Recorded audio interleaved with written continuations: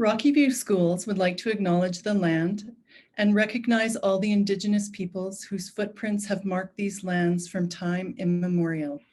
Together, we can learn and honor the ways of knowing of Indigenous peoples for all future generations. Welcome. My name is Barb Holden, and I'm the Acting Divisional Principal of Learning Services. I'm pleased to be working with all schools to support the continuity of learning for students in RVS. Our current challenges, which we choose to reframe as opportunities, include those related to the pandemic. RVS online learning has offered a way forward for many families in this circumstance. We know our shared desire in our schools and online is that our children not only survive in this pandemic, but actually thrive through this pandemic. In a recent conversation with an online teacher, I asked her about her students and particularly about their learning. What was she seeing? Her answer? The opportunity that parents have to observe and be involved in their child's learning is making such a difference. I see students who are making progress that equals the progress I would have expected to see in the classroom. I also see students who are doing better than I have expected to see. Never before have parents had the opportunity to understand their children as learners and really see what students are doing and to understand those next steps for learning. It's like we are able to do what we've always wanted to do, to take the lid off the schoolhouse, see inside, and better support our children because of it. I know this because when I'm hosting a kindergarten orientation, the minute I say that parents get to peek in the window, everybody is gone. And I am also aware I'm speaking to parents who have all experienced emergency learning, also called temporary remote learning, and there are some distinctions that we would need to make. RVS online learning is comprehensive and does require a higher level of student and family engagement with the program of studies. It is teacher-paced, so there is structure to online school days. The teacher will communicate daily routines and the RVS school year calendar is followed, just as in face-to-face schools. Although participating in RVS online learning, students do remain registered with their own home schools. Where there are trickies, as sometimes happens, your helplines are your child's online teacher followed by your homeschool administrator. In these ways, it's business as usual, even when it looks playful. And because we're talking about our earliest years, we know that it will look playful. Again, we know our shared desire is that students not only survive this pandemic, but actually thrive. And your attendance here demonstrates your willingness to partner in this endeavor through online learning. On behalf of Rocky View Schools, thank you for the privilege of taking this journey with your family. Some important introductions. Our hosts for this webinar include Alicia Berger and Amber Marak.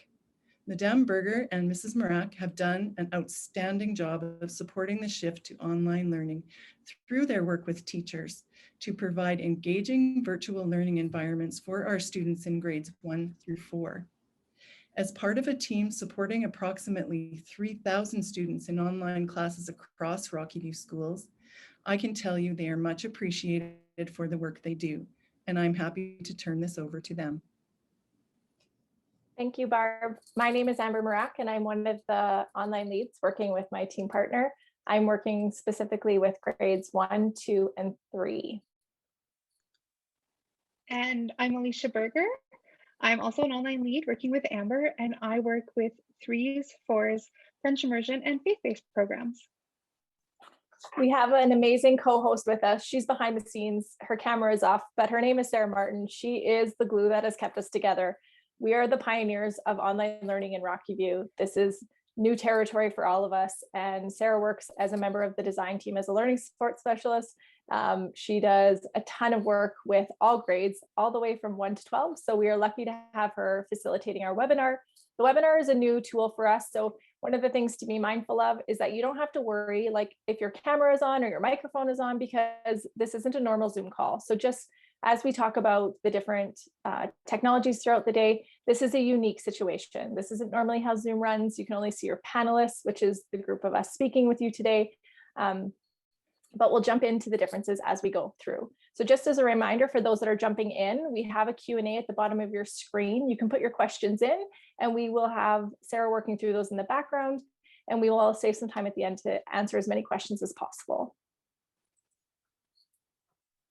We're so glad that you were able to join us this afternoon.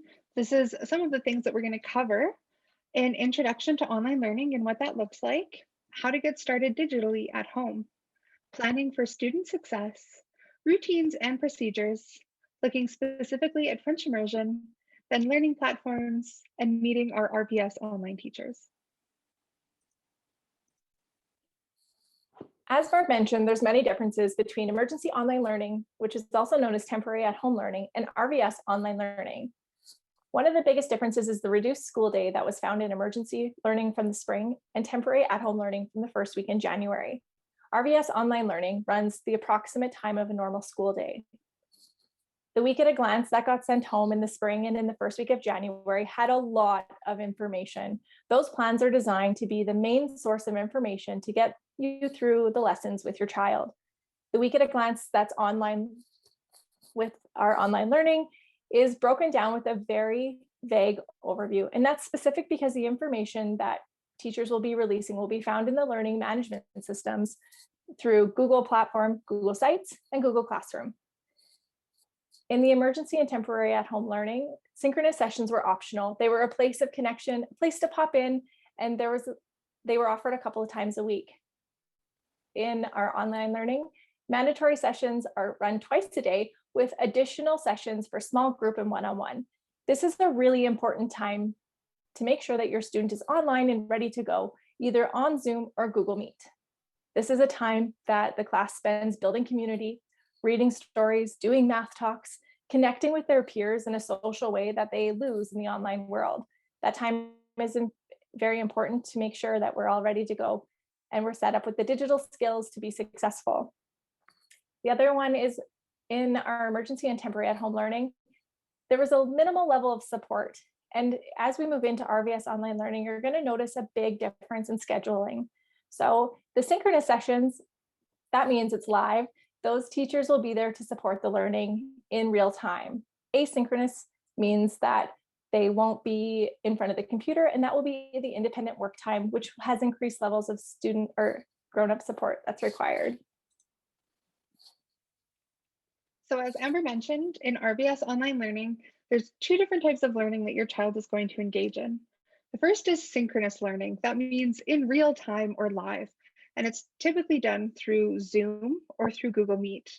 This is a really important time where the whole class, a small group, or just one student and a teacher might meet. These are teacher-directed times that teachers will use to make connections, build that sense of community, and to give students the opportunity to ask questions. The other type of learning that we do is asynchronous learning. These are times when students will work independently at home with grown-up support. These are not necessarily teacher-directed times, but times where you will access your learning management systems and engage in activities that are organized and supported by the teacher. Grades 1 through 4 work in we call it the G Suite in the top left-hand corner. That is Google Suite that all Rocky View students have access to. This is a really important tool or tools to be familiar with as your child moves into RVS online learning. A helpful tip is to keep a list of important login information nearby so it's easy to access for quick links, quick access points so that you're ready to go. We do have a really awesome human who works with the student technology support, and they're there to answer all questions related to RVS online learning, technical difficulties or questions. This is a funny place to enter. We didn't have a ton of people using it right away. And now as we're in the middle of our RVS online learning, we have a lot more parents feeling confident to just quickly pick up the phone and make a phone call. A gentle reminder, as I said at the beginning of the session, we're pioneers in this work of online learning. Teachers, as wonderful as they are, they're not IT experts. So this is a really great place to connect if you're having issues with logins, with Google, with Zoom. They're definitely willing to help you out as needed. As Barb mentioned, with online learning, communication between the teacher and home becomes that much more important as you are now part of our learning circle more so than you have ever been before. And so there's lots of different ways that communication is going to happen. The first one is through a welcome letter that you can expect from your online teacher on Thursday afternoon. And in that welcome letter, teachers are going to outline information about themselves, also the communication plan, and how you can access your child's online learning platforms. Following that, families can expect weekly communication from their online teacher with information about schedules, activities, and materials for the following week. Please read these carefully each week to ensure that students have the materials that they will need for different activities throughout the day. This is probably the most important communication that's going to be coming through. Additionally, because you remain connected to your home school, you can expect newsletters and those types of communications to continue from your home school, and you can check out their website. In fact, you're encouraged to continue checking out their website just to stay up to date on events that are happening. Sarah just brought up a quick question that somebody had put in the Q&A, so thank you very much for using that feature on our webinar. Students have access to their Google logins year-round through RockyView if they haven't been using the G Suite in their current classroom. As they go into PowerSchool, the incoming teacher will be able to share that information with you. So if you don't receive it before Monday, they'll make sure that you're set up as quickly as possible moving forward. The students are slowly being placed into PowerSchool, and as that information becomes visible to teachers, they'll be able to pull for your login information. We talk a lot in RockyView about digital citizenship, and even more than ever, RVS online learning requires digital citizenship from all staff, students, and families. So the grown-ups in the house, this one is for you. One of the things that we've learned, as this has been a lot of trial and error, is the fact that our microphones pick up a lot of background noise. So parents, grown-ups, those family members that are supporting your little online learners, be aware of the conversations and sounds in the background. You would be amazed. One of my grade 1 teachers said, I heard a family member sweeping the floor. Sounds like a really quiet household task, but the microphones picked it up. Also, synchronous live sessions are not the time to meet with the teacher. We know that this is a new place of learning for all teachers and parents and students. We want to make sure that we're using times that are provided by the teacher to connect, to ask your questions, bring forward concerns or comments, or share the great things that your student has been saying outside of their live sessions. So lots of teachers have office hours that they've scheduled, and lots of teachers say, hey, if you want to meet with me or jump in a Zoom call, send me an email and we'll find a time that works for both of us. Please don't hesitate to reach out to your child's teacher. That line of communication is important more than ever in the online world. Just remember that live teaching time is very limited to the whole group instruction and small group. So we want to make sure that that's led by the teacher. A friendly reminder that there's no recording of live sessions. This includes taking photos and or videos of students during live sessions, as this is a FOIP issue. The synchronous sessions are supported mainly by the teacher. Being close by, especially at the early stages of online learning, as you get comfortable with the technology and your routines and structures, is a really helpful tool. We don't want to be there all the time answering questions for our little ones, but we definitely want to make sure that we're in earshot to help as needed. Another note a teacher suggested is headphones. That really helps with things such as the background noise.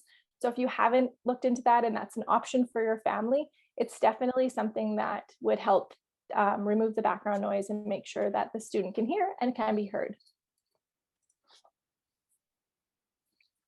There's lots of different ways that an online day might look like.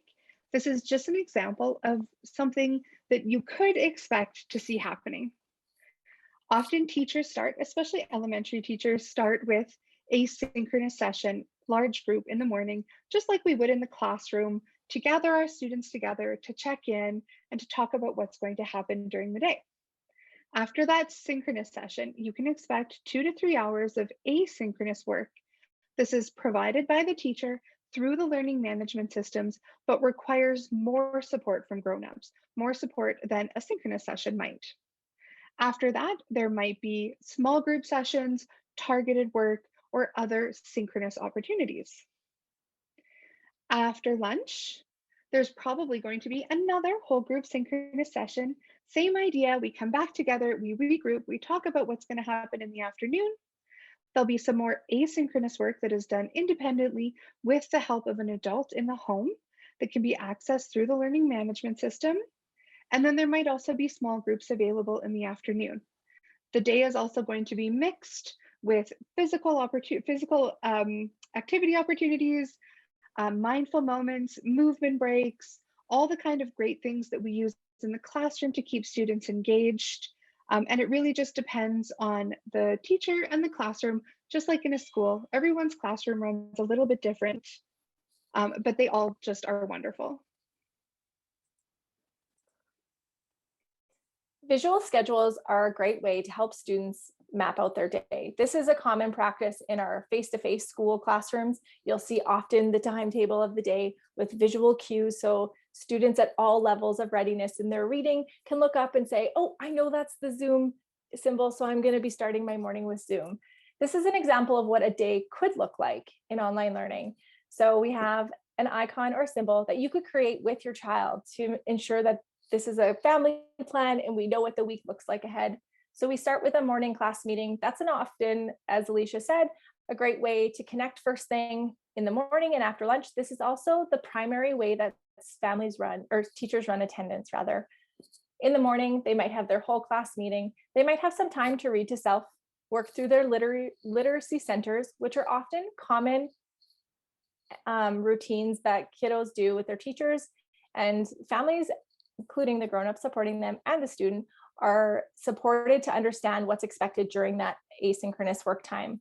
Things like going out for a wonder walk, counting the number of blue houses, maybe graphing all the number 2s that they found on their street, time for a snack, and maybe a small group meeting or a one-on-one session. Numeracy centers, lunch, and then we break, an afternoon class meeting. Maybe you have time for, there's time set aside for the science project that you're working on, finishing up assignments, and also making time daily for wellness and physical education. A common misconception that's found in online learning is that asynchronous work, meaning the independent work time, is all desk work. As we know, we're working with the youngest learners, and it's important to make, create, do, be inventive, get outside, share ideas, read stories, so that isn't typically done at a desk with the younger grades. There is a time and place where we will be working online, submitting activities and assignments in Google Classroom, but there's also time to be up and moving around.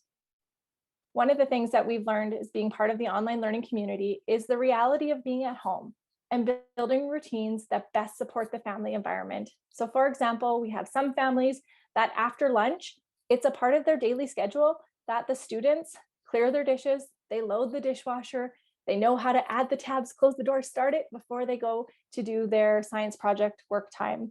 All of those little elements that are unique to working and learning from home are a really beautiful way to add into your daily schedule that best matches the work with your students.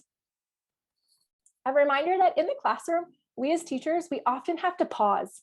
If we find that we're having a tricky day, often teachers will joke about a full moon. We all know what that's like with our youngest learners. So being mindful that we're going to have days that are a little bit bumpy. Maybe we don't want to get in front of the Zoom. Maybe we're struggling with the content and we have questions, or maybe we didn't have a good night's sleep.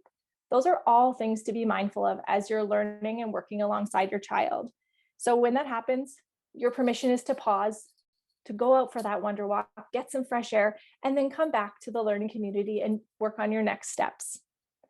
Online learning is no different in that sense. We are responsible for being responsive to the space that we're working, learning, living, all a part of. We like to refer to something in education as the Goldilocks theory. The Goldilocks theory of support in our classrooms and will be in your homes is, how much do I support my student or my child? How much is too much? How much is not enough? How much is just right? The Goldilocks theory matches each unique learner. There isn't a specific amount of support that is good for all, as we know that all of our students are different, unique. They bring in their personalities, their wonders, their strengths and their stretches. So we have to be responsive as such. When we think about knowing who your kiddos are, you know them best. So watching for how their behavior is as they're learning. They might be a little bit shy to start at the beginning of online learning. They might be really excited. So what does that look like? How can you devise a plan that creates a space for little cues to make sure they're checking in, reminders at the beginning that mics are off, cameras are on, or cameras are off, depending on how the class is structured. How do we build skills of independence? As this is new, we're going to feel what we've talked to parents, we've heard a lot of, they just want to make sure they're doing everything right. One of the beautiful things about elementary learners is that they're learning skills and strategies as they go. So grade 1 students, we're not expecting them to spell every word correctly. We are asking that they spell words phonetically and they're sounding them out. So when they're doing their writing samples, when the teacher asks for a raw writing sample or to do their best and be a fearless speller, that's what teachers need to see. If we do the work for them and we give them too much support, we aren't supporting the growth and independence. And this could have a big detrimental effect later on when they go, if they transition into the classroom. So we want to make sure that we're there beside them to coach them, support them, and motivated when they need, but not to do the work with them or for them. With that said, teachers have started different ways to try to gain feedback from teachers. So sometimes on an assignment, they might say, how much support did you give your child?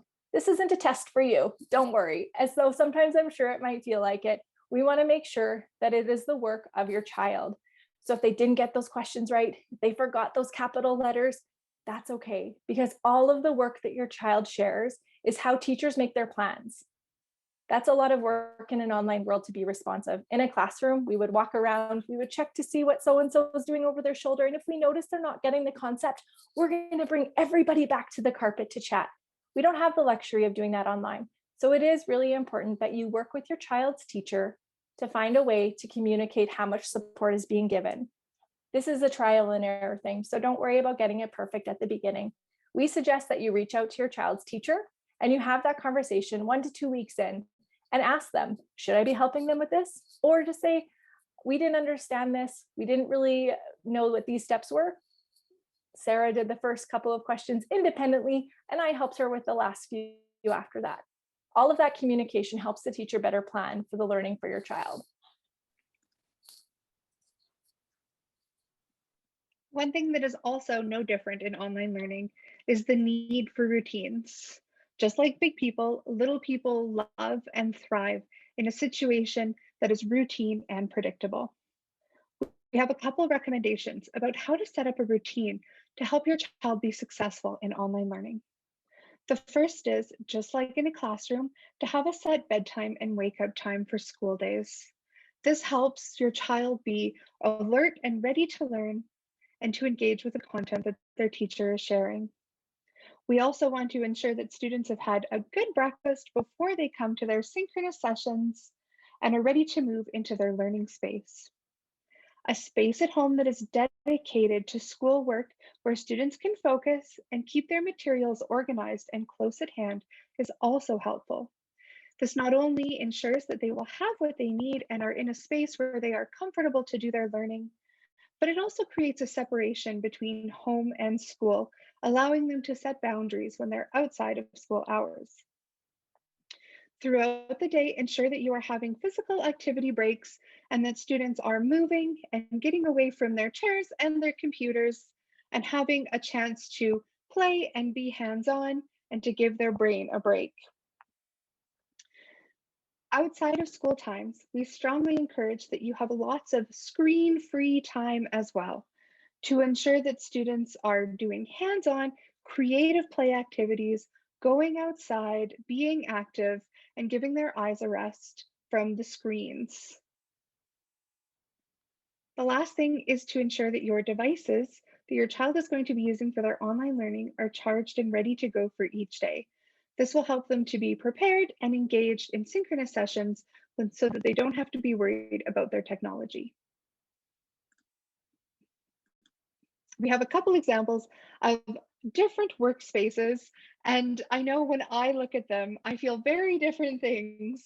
And so it's just to be mindful of supporting your child in creating a workspace where they're going to be engaged and efficient And that because they're still little and this is the first time they've really needed to do this at home, that they may need support to do this. So feel free to step in and to help your child pick a place in your home where they're going to be comfortable, where they can have their materials at hand, where they can write and read and do all kinds of things and be synchronous on their computers, ready to learn, ready to focus, ready to engage.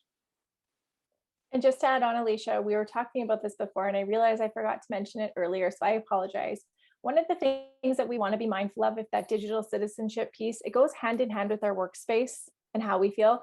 Also, what is seen in the background. So if you look behind me, you can see a couple of awesome photos for my little niece, and a local maker made me a rainbow to spread some love and sunshine in my world.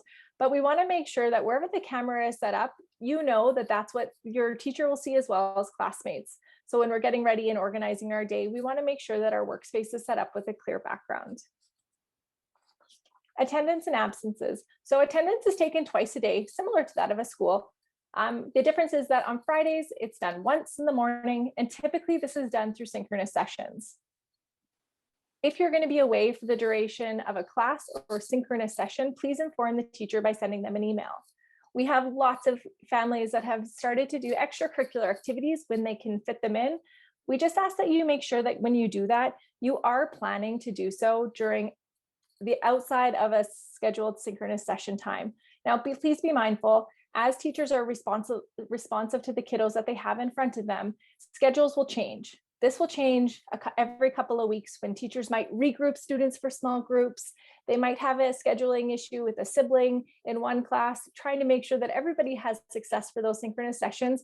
So teachers are really great at giving enough heads up, saying, we're going to keep the schedule for the next few weeks, but know that as they send you that week of a glance, that's where you want to look to make sure that you know exactly when those scheduled synchronous sessions are.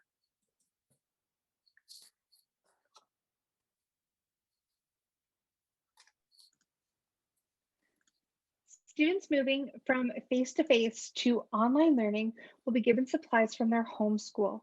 You can expect a communication from your home school near the end of February, indicating that these materials are ready to be picked up. Additionally, online students are given a whiteboard to use during synchronous sessions and asynchronous work, and we ask that these be returned to your home school at the end of the year. Along with school supplies, students are going to be receiving math manipulatives. This is a really big celebration for us in the online learning community, as we've been waiting to figure out how best to support numeracy at home with kiddos learning online. This is something that all online learners will be able to pick up from their home-based school at this point, February 22nd. I'm just going to give a gentle reminder that sometimes we have to be flexible with these timelines, as we placed orders well before Christmas and we had a bunch of deliveries that were delayed. So we have an amazing team that's working behind the scenes to make sure that there's 3,000 bags ready to go for students in grades 1 to 9. Similar to the dates of drop off for whiteboards, we are asking that all math manipulatives be returned to the school the week of the 7th to the 18th.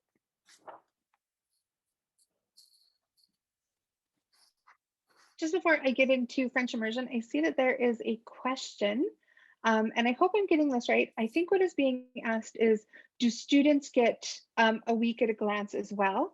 And the answer is yes and no. It's not emailed to them. The week at a glance is emailed to parents and designed to help parents support their learners. But students are able to access their learning platforms and access the content in ways that are really well organized for students. Rocky View is really excited to be able to offer French immersion online. And there's a couple recommendations that we have just to help support your child, as it looks very different. French immersion is designed to immerse your child in the language, and that can be tricky if French isn't the language that is spoken at home.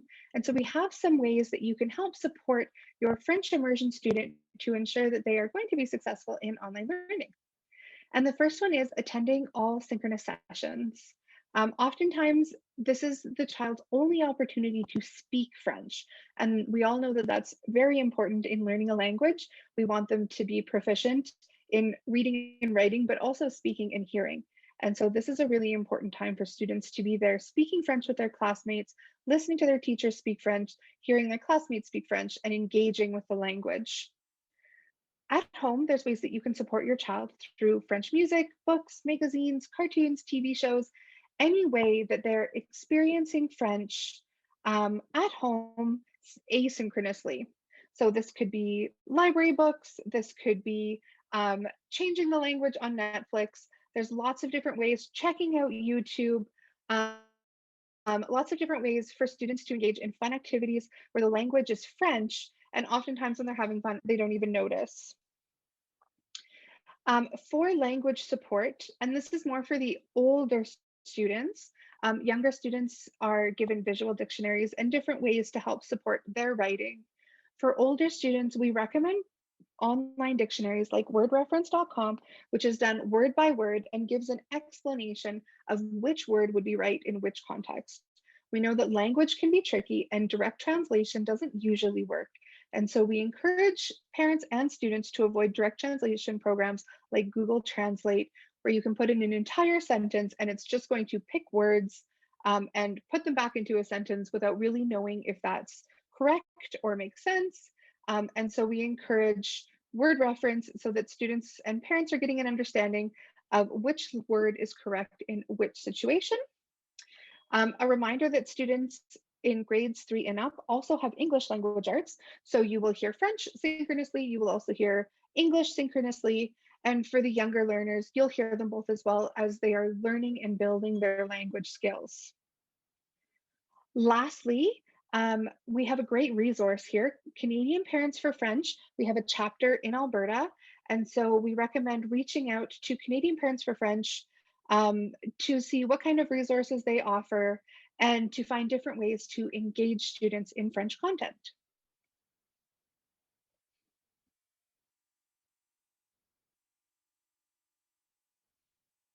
Some additional helpful information.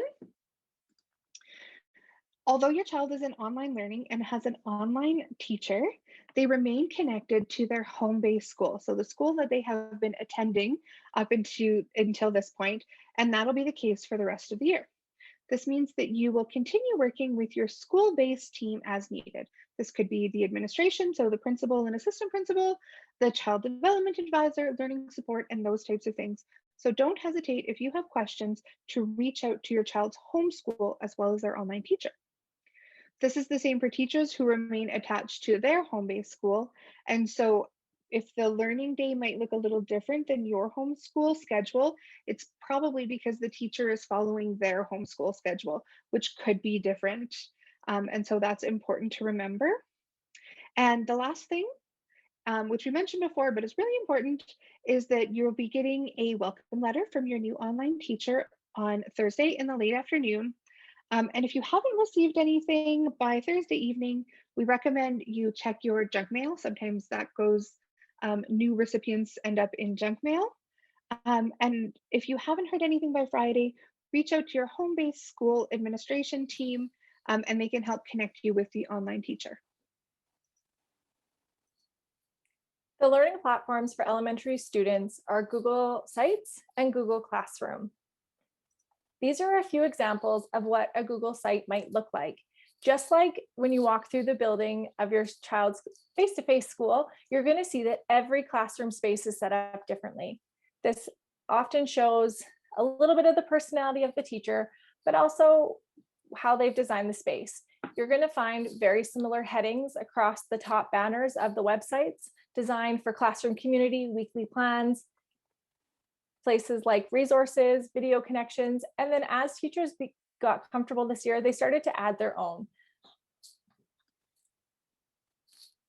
They all look a little bit different, which is unique to that teacher, which is a really exciting part of being an online learner, is that we get to see so many different web spaces and web designs.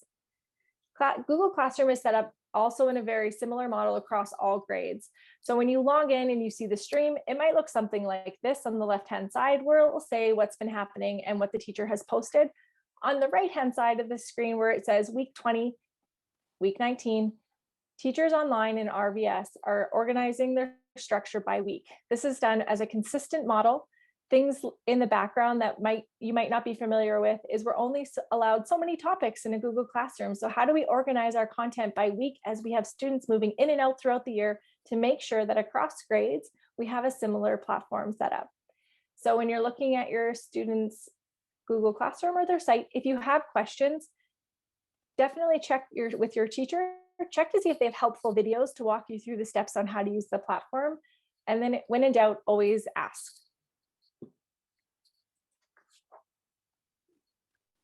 We're very excited to be able to introduce our online learning team, our wonderful teachers. We're going to start just with some pictures. We know it's important for your child to get to know their teacher. And so this is just an opportunity to start building those connections and to see who you're going to meet when you come to your first synchronous session. So first up, we have our lovely grade 1 teachers, Miss McNish, Mrs. Oxford, Mrs. Monteith, Mrs. Dahl, and Miss Hill, as well as Miss Gerla, Mrs. Taggart, Mrs. Ship-Clark, and Miss Boucher. Next up are our grade 2 teachers, Miss Johnson, Miss Kennedy, Miss DeBurr, Miss Bailey, and Mrs. Doherty.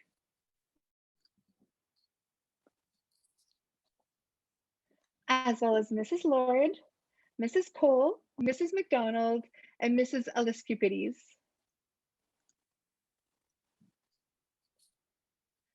Our grade 3 teachers are Mrs. Brown, Mrs. Hagedorn, Mrs. Newton Zaharia, Mrs. Alarie, Mrs. Walford, Mrs. Miskimen, Mrs. Chapin, Mrs. Shaw, Mrs. Courage, and Mrs. Henning. Next up, our grade 4 teachers, Mrs. Laundry, Mr. Fong, Mrs. Bannock, Mrs. Lang, Mrs. Roberts, Mrs. Peterson, Miss Johnson, Mrs. Hume, Mrs. Sinclair,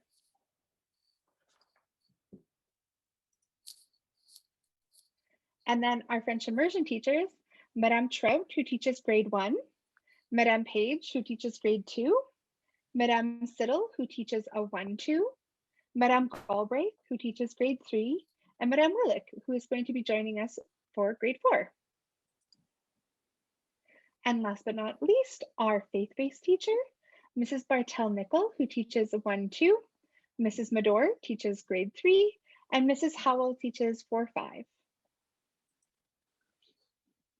We do have a quick video that we've created to hear a little bit from the online teachers themselves. Before we show you that, we just want to answer another question that came up in the Q&A. So thank you. If you have questions, now would be a great time to make sure you're adding them in.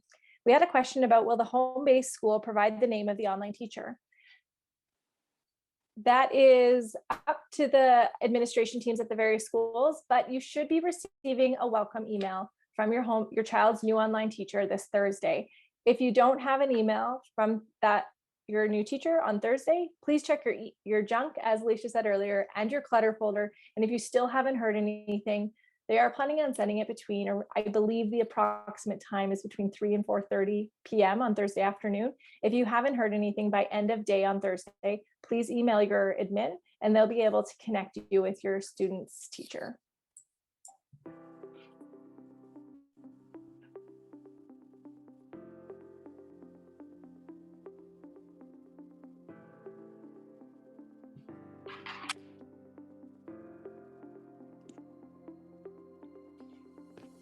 Hello, my name is Miss Boucher and I teach grade 1 online.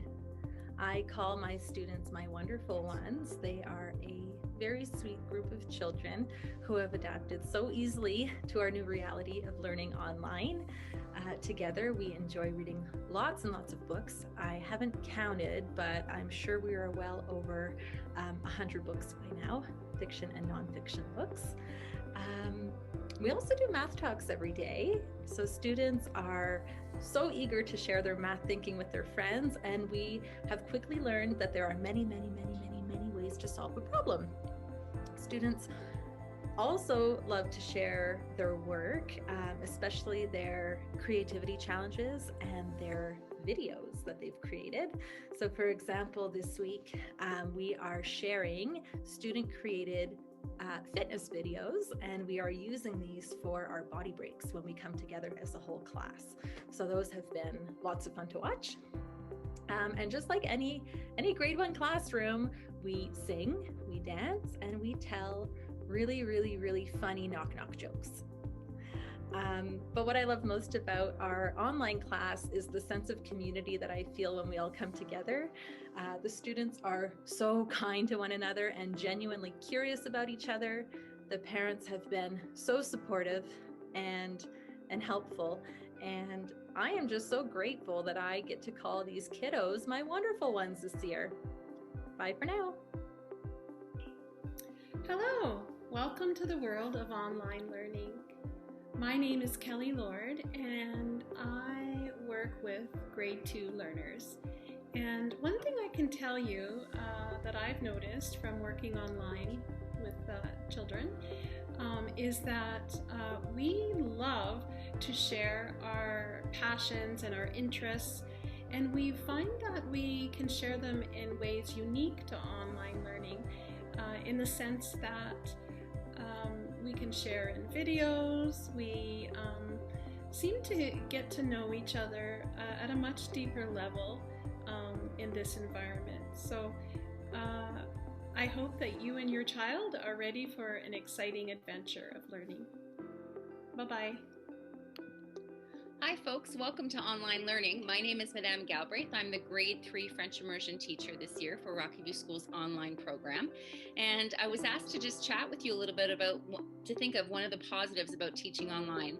And probably the thing that stands out the most for me, and something that was definitely a concern for many of us when we first started this journey, was how we would establish the sense of community and how we would connect with each other even though we're not physically in the same space. And I'm thrilled to say that we've done a great job. The kids just interact so well with one another. We are one big family online. It's kind of neat because in my case, I have children from all 6 French immersion schools.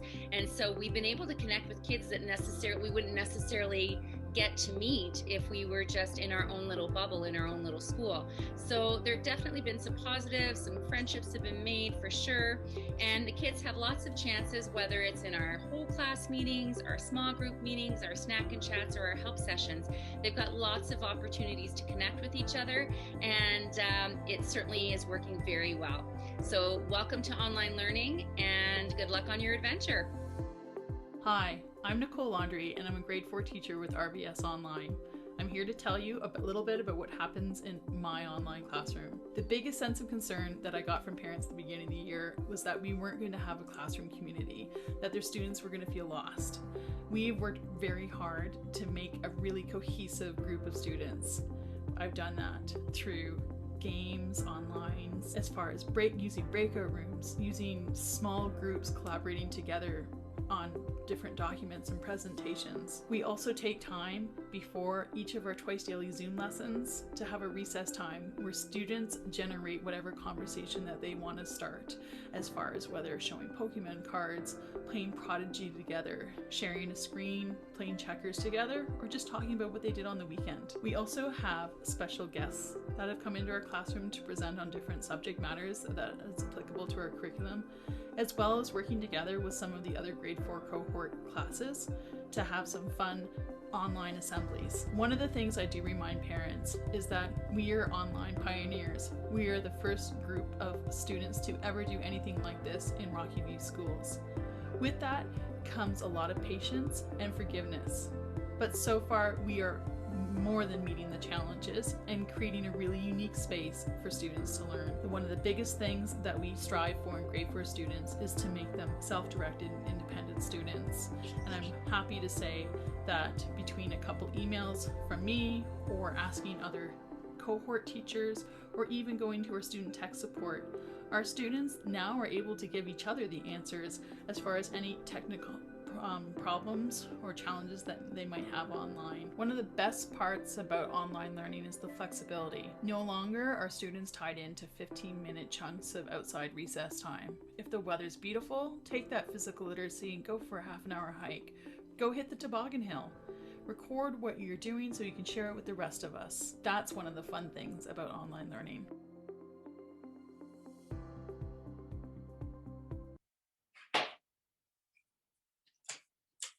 a big thank you to all of our teachers that were able to contribute to the video. We have a large group of 1 to 4 teachers that, as Ms. Laundrie said in the last video, that are pioneering this work. They have worked tirelessly.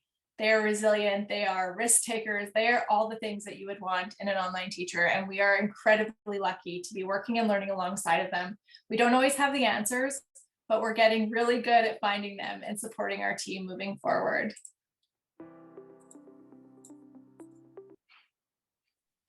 If you want to take a minute or two, oh, sorry, Alicia, go ahead. Sorry, no, go ahead. If you want to take a minute or two to add any last minute questions, we'd welcome them at this time, and we'd be happy to answer them. We'll give you a minute or two to do that before we conclude our time together. And while you're doing that, we just wanted to take an opportunity to thank you so much for joining us this afternoon to learn a little bit about what your family and child can expect with learning online in Rocky View schools. September was a bumpy start. We'd be lying if we told you otherwise. So as, again, Ms. Laundrie said, we need to be patient with one another. We need to show grace and understanding. Technology glitches all of the time, and yet we usually find a solution by the end of the day. So if it doesn't work the first day, maybe it doesn't work the second day, we will get you through with your class, meeting your teachers as needed, and we will end the week as a successful online member of our community.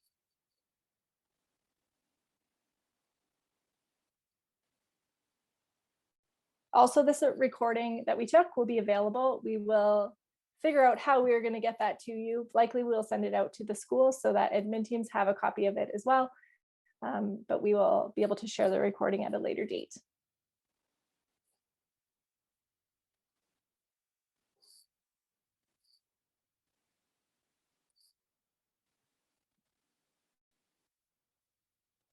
And with that, I don't believe we have any questions rolling in. Thank you once again for joining. Oh, we do. Yay. We do have a question. A great question around curriculum. And so the question is, excuse me, how do we ensure that curriculum will not overlap between, I'm guessing, face-to-face and online learning? And so in the fall, we created a document to guide online teachers in which units to be teaching in which order. We also have some divisional documents that all teachers follow in terms of mathematics and those kinds of things. And so following those documents will help to ensure that there won't be too many repeats in curriculum.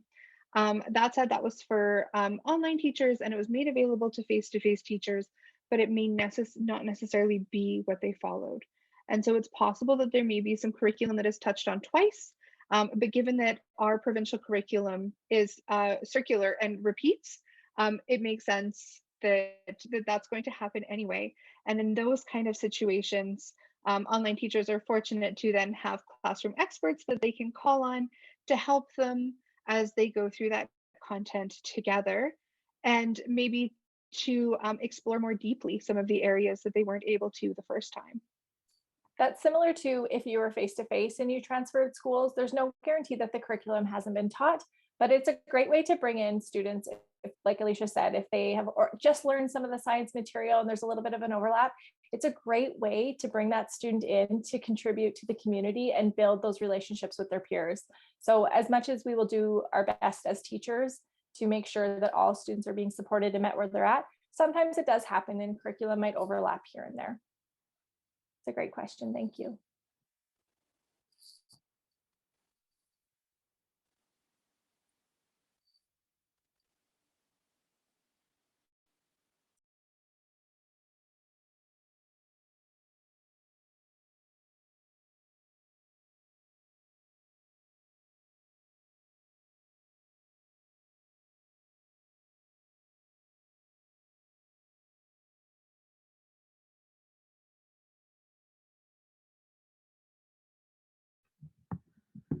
So there doesn't seem to be any more questions, and I just wanted to mention that the webinar for middle school parents begins at 5:30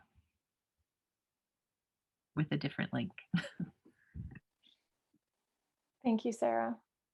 With no more questions, we'd like to say thank you very much for attending. It was our pleasure to share a little bit of an insight of what RVS online learning has looked like for us this year.